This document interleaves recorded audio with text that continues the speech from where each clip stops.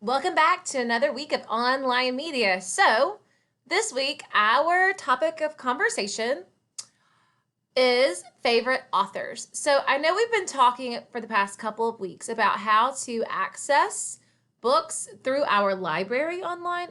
Now, for the past couple of months, we've been talking about how to access books through other libraries online and digital books and how to have materials to read while we are at home. Um, but then I showed you guys how to use our LNC library system remotely. So you can get in it, you can look at the books that we have, you can request books on hold, you can see what books you have checked out. Now, I know for my distance learners, that might not mean anything right now. But when you make that shift from distance learning to coming to school, it's a really good thing to know how to utilize those tools. So if you're in your classroom and not coming to media, you can request a book from me. I know that I'm speaking more towards my older students right now than my youngers, but parents of younger students, if you're watching, you also can request those books for your younger students if they aren't coming to media. So it works for all grade levels. But oftentimes we know we want a book and we've read all of our favorites, but we don't know when we're on that kind of online platform where to even start searching. When you come into a library, it's fun to browse and to look, and then you get ideas. Oh, this book looks so cool. Let me see. Yes, I like this book. Or this book looks so cool. Let me see. No, I don't want that one. You're able to do that when you're in person in a library. And so right now, since we're in this digital world, it's really hard to do that. I even teach favorite authors when we are in person because it's always great to get to know other authors in order to be able to make that judgment of do we want to read their book or not. Oftentimes, if we know an author well enough, we will know if we want to read their book just because of the fact that they are the author. I use Lemony Snicket as a great example. Lemony Snicket is an author that writes about independent children, and he also writes from I don't know, a more doom and gloom, dark perspective, even though he writes for a child's perspective. So one of our favorite books in this library that I read to kids, and I say it's our favorite book because I love it, but the kids love it too. I always get the feedback every year, and they always beg me, Miss Whitfield, can you please read The Dark? And The Dark is by Lemony Snicket. And one of the first things we notice when we start reading the book The Dark is that there's this kid and he's all by himself and he's got an issue and he's trying to handle it on his own. And we're like, where are the adults? But knowing Lemony Snicket as an author, which his name's not really Lemony Snicket, we talk about that too. And knowing him as an author, we recognize that he writes about independent children. He doesn't ever write about adults coming in and saving the day. In fact, if you look at one of his most classic piece of works, the series of unfortunate events, then you notice that most of the time the adults in the stories are either the villains or just bumbling idiots. Like you look at the adults and you want to shake them and be like, why are you not helping the kids? You're not seeing what's going on right in front of you. And so knowing him as an author makes us take that step back when we're reading the book The Dark and we see this kid all by himself not asking for help from an adult. We recognize Lemony Snicket's not going to write this kid asking for help. Lemony Snicket's going to write this kid taking charge of his own life because that's the kind of character Lemony Snicket writes. So just knowing our authors helps us to better understand their characters too, and even let us know if we'll be interested in pursuing this book. So I have a whole board today of some favorite authors, and they span age ranges and gaps. So if we click right here on the pointer, and then look, I have our Just Right Rule reminders up here from last week. We click right here. It's going to take us to our authors board. Okay, so starting over here, I'm highlighting Amy Cross Rosenthal, who passed away last year, but she has this incredible body of work that is just that. It's incredible. She writes everything from motivational books to just silly, fun things. And that's why I like her so much, because her writing kind of spans all of it. So if you come down here and you read Uni the Unicorn, then you're going to see that Uni the Unicorn is a book that kind of lets us see, even when you think things are possible, maybe they're not. Maybe, always have hope. Maybe things aren't impossible. Exclamation point is going to teach us that even if you're different, there's a reason, and there's a strength in that, and there's a purpose in that. And even if you're different and you don't know yet why, and you don't like it, one day you'll see why, and one day you'll understand, and it will be a good thing. Different is good. Exclamation point does a great job of teaching that so simplistically. And then you've got a book like Duck Rabbit. Is it a duck? Is it a rabbit? We have the argument of it. So if you look at all of these over here, all of these are Amy Krouse Rosenthal books. Now, this is not even like the tip of the iceberg for what she's written. She's written so much. But if you click on them, guys, it's going to link to a read aloud of that story. And they're all great. So, hey, if you just want some nighttime reading, click, go, enjoy. They are all linked to read alouds. Okay, so moving on over to Misty Copeland. Now, she only has 2 books out right now. She's an author because she has 2 books out, but she didn't start as an author. She started as a ballerina. And so I have her listed as someone to keep an eye on because I love her stories, number 1.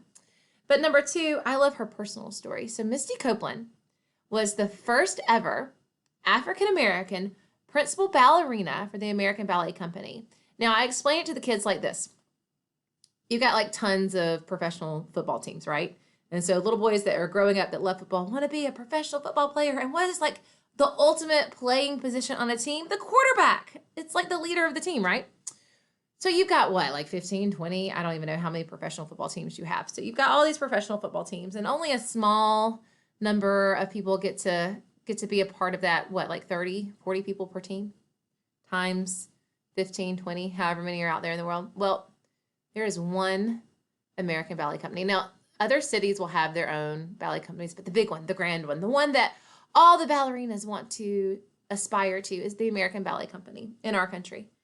And you have one principal dancer. That's the main dancer. That's the quarterback, the one that gets all the main roles. You have one of those. And there's one spot for that in the entire country. Not 1 out of 15 teams or 20 teams, or what, one spot for that position. And Misty Copeland held that position as the first African-American principal dancer ever for the American Ballet Company. And that's huge. So Misty Copeland, she's no longer the principal dancer. I think she has retired from that. But she's now writing stories and children's books, and they are wonderful, and the illustrations are beautiful, and the stories are inspiring. And she has written them from her point of view about her journey. And so if you go click on Bunheads and Firebird, it will take you to a read aloud of her reading the books aloud. And then she also does a little bit of talking about the books too. I want you to keep an eye on her as an author because I think she's going to have more great things for us. All right, we're going to I'm going to move myself around a little bit. We're going to come over here to Ezra Jack Keats next. I'm kind of moving in like my kinder on up. So I started with like, as I flow through this board, I'm going to show you, I'm going to flow through it in the order of like age. Does that make sense? Okay, so Ezra Jack Keats, he also can go in this whole like a kindergartner would love him, a 4th grader would love him. Ezra Jack Keats won many awards for his books, but he is well known for creating the character of Peter, who happened to be another African-American first. Peter showed up in picture books before African-American characters really did, and that made such a big impact because I explained to the children like this: if you're going to bed at night and mom or dad are reading you a bedtime story and you don't see a character that makes you think of you in the book or in any book, that's hard.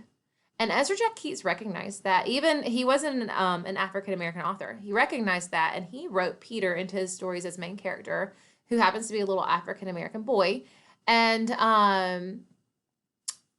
has gotten so much acclaim because he recognized that need in children's literature, and he addressed that need. And so The Snowy Day is one of his first books. I think it might be his first book with Peter, but The Snowy Day won so many awards because of recognizing that need. But if you click on the Ezra Jack Keats spotlight, it's going to be a letter for Amy, who follows the character of Peter through another event in his life. So I hope you enjoy Ezra Jack Keats. He's one of my favorite authors. I love his illustrations. He actually illustrates his books as well. Okay, we're going to come on up here to Jake Maddox. Jake Maddox is actually a pseudonym. A pseudonym means it's not his real name. So kind of like Dr. Seuss, it's not his real name. His name is Theodore Geisel. But Dr. Seuss and Theodore Geisel are the same person always. Now, Jake Maddox is not always the same person, and this is why. Multiple authors write for the Jake Maddox series, and that is because Jake Maddox not only does the typical sports like soccer and baseball and basketball and football, but he also does extreme sports like BMX biking, mountain biking, snowboarding, skateboarding. He does these things that kids are interested in, but we don't have a lot of fictional content out there for them. And the really cool thing about this is they're graphic novels. So you can get them in graphic novel format and you can get them in the non-graphic format, but the ones that we have in our library are graphic novels, and they are hugely popular. Coming over to the I Survived series by Lauren Tarshis. Lauren Tarshis, and if you click on this Jake Maddox, it's going to take you to a teacher who is introducing the story to his class, and he reads the first chapter. And it's not the graphic novel version, it's the regular novel version, but that will just let you know if you're interested in the Jake Maddox series. Okay, so I Survived by Lauren Tarshis. If you click on this, it's Lauren Tarshis talking about this series. Now, this series is a little intense. I introduced it to my son when he was in second grade, and it happened to be the very first novel that he ever read that wasn't nonfiction. So it was his very first fiction chapter book that he picked up and read cover to cover. Also not a graphic novel. So it was like his first straight up like normal novel to read. He loved it. He got a little nervous when he was in second grade with this though, because they are some intense, there are intense situations because the book series is written about disasters in our history. So this is the Joplin tornado, I think the very first one that we're seeing. And I think that was the first one that Ridge read. And he was very worried about the main character not surviving. And the way that he was cool with it, I was like, dude, what's the name of the series? And he was like, I Survived. Okay, well, the main character always survives. But if you click on this, Lauren Tarshis talks a little bit more about like dealing with that intensity of the book. And I think that's great. Coming down here, I have two authors. Tui T. Sutherland I would go to first before I went to Chris DeLacy, just because of level of writing. Tui, so a female author for a set of dragon books, which I think is amazing. She writes a little bit easier than Chris does, but both of these authors write amazing dragon stories, fantasy. So making that shift from historical fiction to fantasy is a big one, and I think it's a good one. And then we come over here to Gordon Korman, who writes realistic fiction. So Gordon Korman writes from like a kid's point of view. He'll even tell you, if you find interviews of him, that he became an author accidentally in school. Like he had this terrible English teacher who just said, do whatever you want during class. And so he wound up writing a book. And it was by complete accident. And that book got published. Anyway, so if you click on these, each of these are not the books, but they are like book trailers. It's going to tell you what the book's about. These two are the authors talking about their book, as well as the I Survived as the authors talking about their book series. Anyway, I hope this opens your eyes to some new authors and to some new experiences. And maybe you want to come check out all of these read alouds over here in the Ezra Jack Read Aloud and the Misty Copelands. Those are super fun as well. And I can't wait to see you guys requesting books at some point. Peace.